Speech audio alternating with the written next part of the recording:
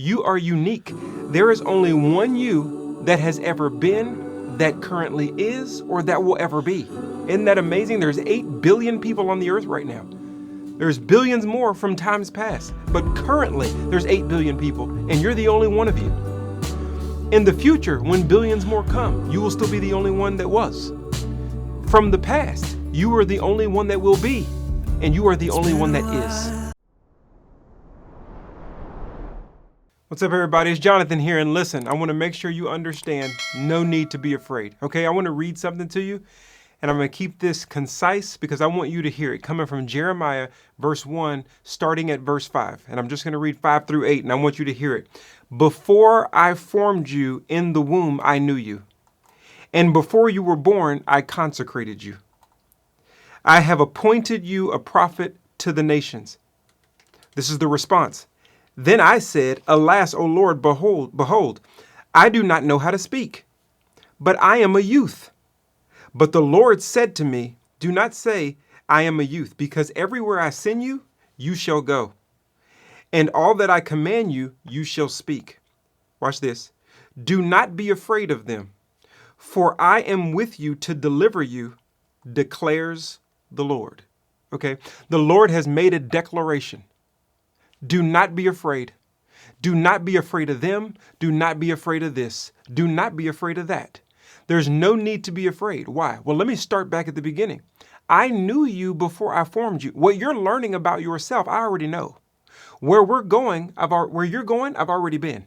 Everything that you're looking to, I've already seen. I need you to understand that I am already ahead of you. Your steps are already ordered. I just need you to walk in them.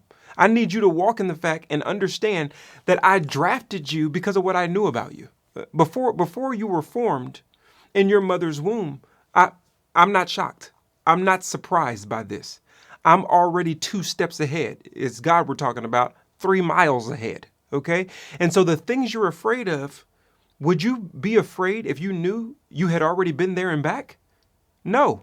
Well, I have, is what God is saying. He's saying, do not be afraid because I have known you and I have consecrated you. To be consecrated means to be set apart for a divine special thing. To be consecrated means to be set apart specifically and special, that he has put you in a specific position on his team, on his field, to run a specific route, to receive this ball, to carry it down the field. You know, I always got to go back to football, but to carry it down the field. Listen, God is consecrated. He set you apart. You are unique. There is only one you that has ever been, that currently is, or that will ever be. Isn't that amazing? There's 8 billion people on the earth right now. There's billions more from times past, but currently there's 8 billion people, and you're the only one of you. In the future, when billions more come, you will still be the only one that was. From the past, you are the only one that will be, and you are the only one that is. And he set you apart like that. He knows the amount of hair that's on your hair different from everybody else. He knew you specifically and consecrated you for your divine plan, divine meaning, divine purpose, divine destiny. And he has it all done from before you were even formed in your mother's womb, which answers the question is, when does life begin? Evidently, it begins prior to you even getting into her womb, because God already knows. He's already gone down the line. But when he calls us, when he says, like he said here, hey, I've consecrated you, I've already known you, he's letting you know that to build your faith and confidence. He's letting you know, I got it. We've already been there. I've actually set you apart for this specific purpose that I'm calling you to. What is the response? The response comes in the next verse. In verse 5, it says, Then I said, here we go. Here it goes with what you say and what you think and how you feel. Then I said, But Lord, alas, O Lord, behold, I do not know how to speak, and I'm but a youth.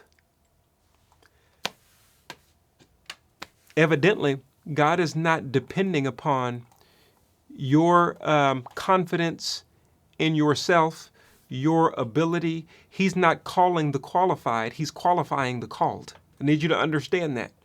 It's what I had to learn in my life. The only reason I'm doing what I'm doing right now is because I believe verse 5, even though I feel like verse 6. In verse 5, I know you, I got it. I consecrated you. In verse 6, I said, but wait a minute now. I don't have the resources. I don't have the ability. I don't know how to speak. I'm too young for the young people out there to listen to this. I'm only 15. I'm only 16. I'm only a young adult. I don't have the experience.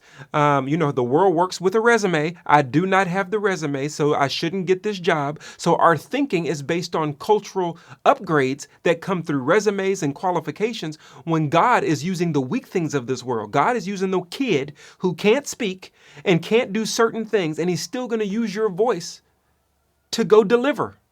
He's still going to use your voice because it's about who he is, not necessarily about who you are. It's about taking who you are and placing it into who he is. And when you understand that, we'll stop being like, but I said. I tell my kids to do something and they start talking and I'm just looking at them. I let them finish and then I say, are you done? You finished? And as soon as I say that, they go, because they know that what they said don't mean nothing. It's not going to change me from the direction I just said we're going. We're going over here and this is what you're doing. But Dad, I don't and I can't and I feel and all that and they getting this from me. Are you done? This is what God is doing. As you're taking these last 10 years to talk about what you say and how you feel, you're taking the last 5 years of your life that you only get once. You're taking the last 2 years or 1 year of your life that you only get once. God doing you like this. He's going to let you finish. And he giving you slow blinks. He just, when you're listening to somebody and they long-winded and you just like this. That's what God is doing. And then after you finish, are you done? Because God is going to respond and say, but the Lord said to me, do not say, I am a youth. That's an irrelevant point. He said, do not say I am a youth, because everywhere I send you, you will go. And all that I command you, you shall speak. Doesn't that sound like parenting?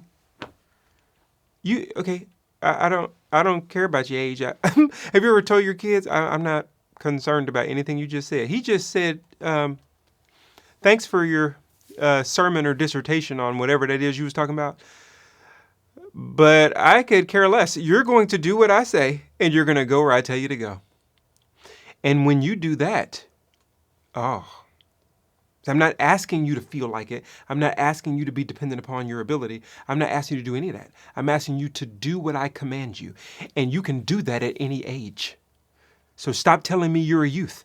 Stop telling me you're too young for all of the 13, 14, 15-year-olds, 20-year-olds, 25-year-olds that are on here. Stop telling me, and using your age as an excuse. David was about 15 years old when he was called to be king. God's not concerned with your age. He's concerned with your obedience. And when you do what I tell you to do and go where I tell you to go,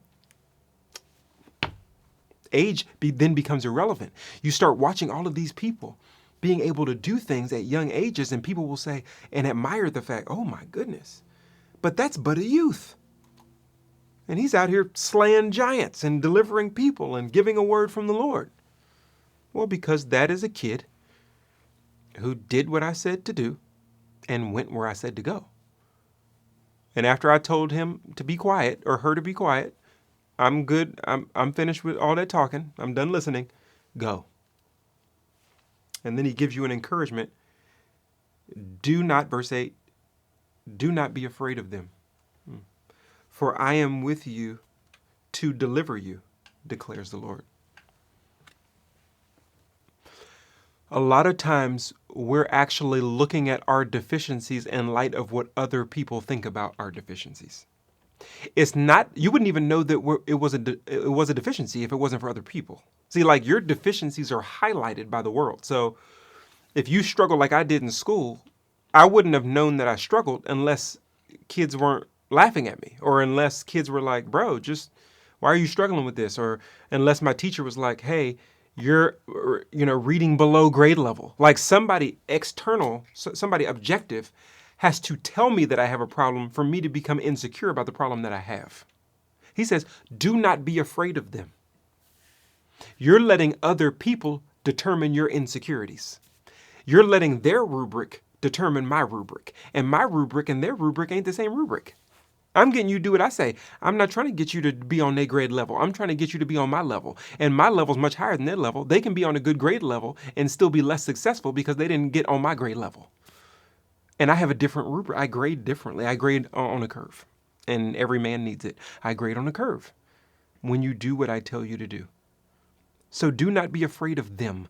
Don't let the them make you not follow me or make you discouraged from my plan in your life. I already knew you. I set you apart for this. Don't walk away from yourself. The Bible says in the book of Matthew, it says, 16:25, it says, those who love their lives, leave their lives. But those who are willing to leave their lives, find their lives. When you're willing to leave you, you'll find you. When you're willing to set yourself apart, you'll figure out what you were set apart for. And when you get that, you realize, hey, why would I live for them when I'm supposed to be living for him? And I'm supposed to be living for him and not for them. Then why would I be afraid? Do not be afraid, for I will deliver you, he says. Well, that sounds pretty certain. Let's go. Be steadfast, unmovable, always abound in the work of the Lord, and know that it will not go in vain. Like, share, subscribe, ring the bell, tell your story. We in the comments. Let's go. What's up, everybody? Listen, we just talked about it. Listen, God has already got it. Do not be afraid. Like, share, subscribe, ring the bell, share your stories. Let's grow as a community and make sure you're not afraid because he will deliver you. Let's go.